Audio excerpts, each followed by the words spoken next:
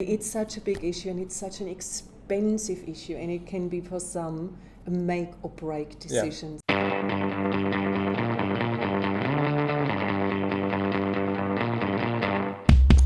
Welcome back, and welcome back to all those struggling startups up there if you get into a level of maturity, etc., because we're going to cover a topic relevant to you today. So welcome, Ursula.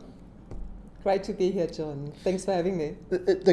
I've just partly introduced the subject, but Yeah. I'm finding I'm being called in particularly by investment companies, etc., invested in a startup. It's grown, it's got to a fairly middle level maturity level. They've started hiring salespeople and the revenues have plateaued. Yeah. And that hockey stick of revenues is not occurring. It's very, very common in startups in my experience. Common. Let's talk about why, and then more particularly how you can address that issue. It's such a complex issue, and it's so crucial at that point. You may remember Geoffrey Moore's crossing the chasm story. So you either make it or you Fall don't down the make chasm. it. Yep. So it is such a defining moment for any startup business. And when I talk to the founders of those startups, I hate to say it, but there is a repeating pattern there. It says, we have our first clients, we worked everything out, we are at a point where we know what we're doing, we refined the product, we are ready to scale. We might even get our second and third customer and fourth customer, and the revenue's growing great. Yes, and now we're going to hire salespeople. So the first thing they do is they look at the larger organization, larger corporates, quite understandably thinking, I'm going to get a very experienced Well-developed salesperson. Absolutely, they had all the right training, they have the relationships, they know what they are doing. I can just hire them, give them a business card, and they will know what to do because they are in the same industry, they're in the same technology space, aren't they? But we all know that doesn't happen. Why doesn't it happen? Why aren't those people successful? It is such a tricky question, and I would like to answer it this way because I had an experience myself. I left large blue chip corporations with 1,000 processes, mature organization, and I said, okay, I want to go somewhere where I can make a bigger difference. I'm more in control of my destiny. I want a smaller organization, be part of a smaller team, and do something really exciting. It was such a shock. A shock. It was a shock. It was a complete culture shock because I never worked in a smaller organization. I'm talking a few years back now. But everything worked differently. I remember walking around saying, hey, what's the process for this? What's the process for that?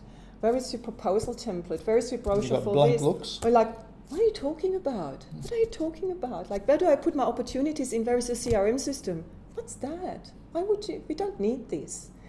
And so you just land on the moon and you're trying to work out where you are. Conversely, the assumption that you can bring a, if I can call it, big well-known brand salesperson and put it into a small company where nobody knows who you are, you have no brand awareness, you have no credibility, and you have to work very, very hard to even get through the door and talk to somebody, is a different ball game. And that is totally forgotten. So what's the startup executive team need to think about to change that? I mean, they've hit that plateau. Their the few salespeople they've hired are not being successful, or even before they hire them. What should they be thinking about to ensure that doesn't happen? Back to 101, planning, and that is about the sales process. All the owners I made have come through many years of the hard knocks experiences, and over many years they worked out what works and what doesn't work, what they need to do to get a sale, how to properly engage, how to really articulate a value proposition, how to compete effectively, how to differentiate. That needs to be captured and documented so that a salesperson can actually be properly trained in it.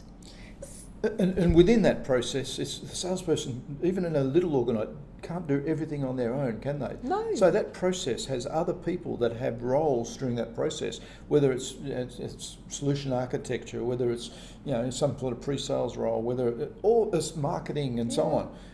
And that needs to be defined as to this is how we help a customer through the buying journey. This is the process we follow. These are what we have to think about at each stage of the process, and how we measure where we are and what we're doing and who has to do what. Yeah. Clearly defined, together with all the corporate stories, the key insights, that unique insights we as a company, and without those you're not going to sell.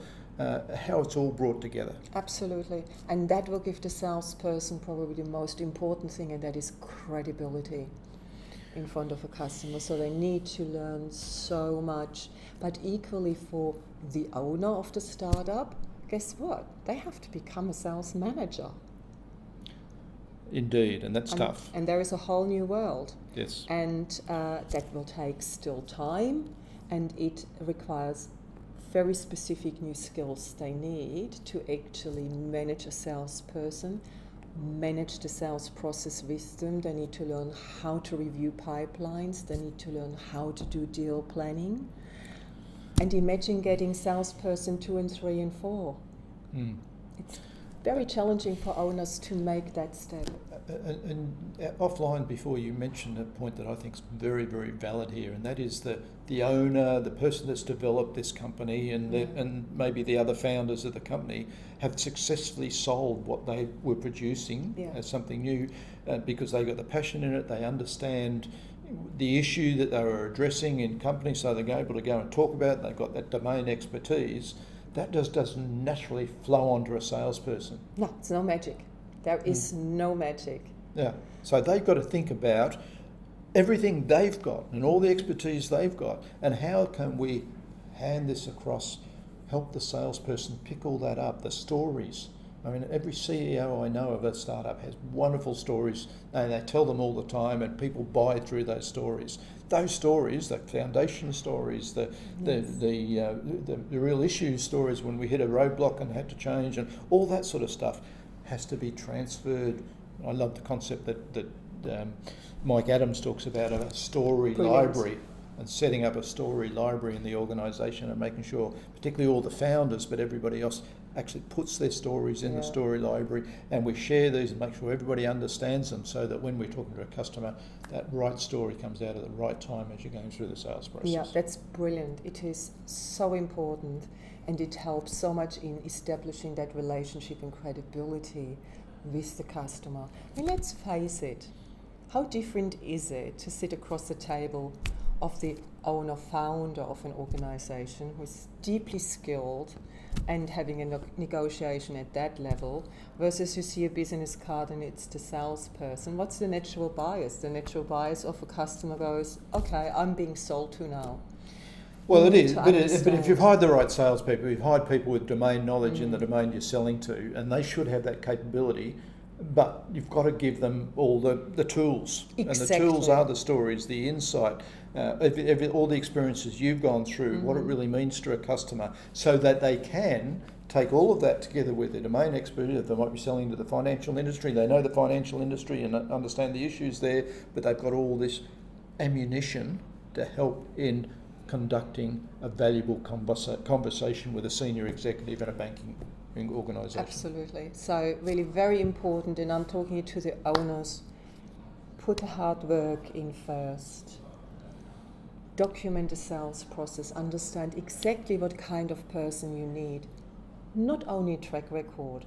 It's not only about skills even, it's about attitude, culture fit. Can they make the transition into a startup? Attitude. Let's face it, it's chaos in a startup. Everybody has to do everything. I've been there. You've been, I'm sure. It's a very different way.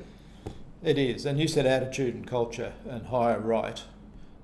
One of the issues I've got is a lot of owners that have never been in sales, that they came through an engineering or a technology background, they've developed a wonderful product or solution, and now they're taking it to market, and they've been able to sell it successfully.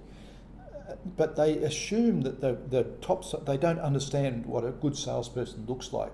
Yeah. So they go and hire out one of the guy with a gift of the gab or whatever. Yeah. And we all know it's probably the more humble, more introverted, Exactly. or semi-introverted people that really have empathy and a good EQ that sell best. Yes. And therefore they're the sort of people they should be hiring, not the go-getter, gift of the gab type salesperson. Yes. A lot to learn, but they need to pull all that together and then support that salesperson through the infrastructure, the model of the business. Yeah. So very important, the right hiring process. Mm-hmm. Super important. I would say never trust a CV. Starting there, the recruitment process to really understand, I would encourage to look at some of the very good analytical processes that are there. But also, look, personally, I have not seen a better tool than actually doing role plays to see somebody in action, under pressure, on the spot, to actually see how they can listen, respond, interact, relate. We don't like them, do we? We don't like role plays, but they are what I so recommend all the powerful. time is the right sort of role play. By the way, is not doing a pitch. A right sort of role play is do a discovery with so I'll pretend I'm an ideal customer. Now do a discovery with me. Exactly. And they need to be able to prove they can do that, which means very little talking, bringing insight through my questions, having the stories, and being able to go. I've got this process I think is absolutely essential. Down the hole, really understanding the business, then take them on a thinking journey.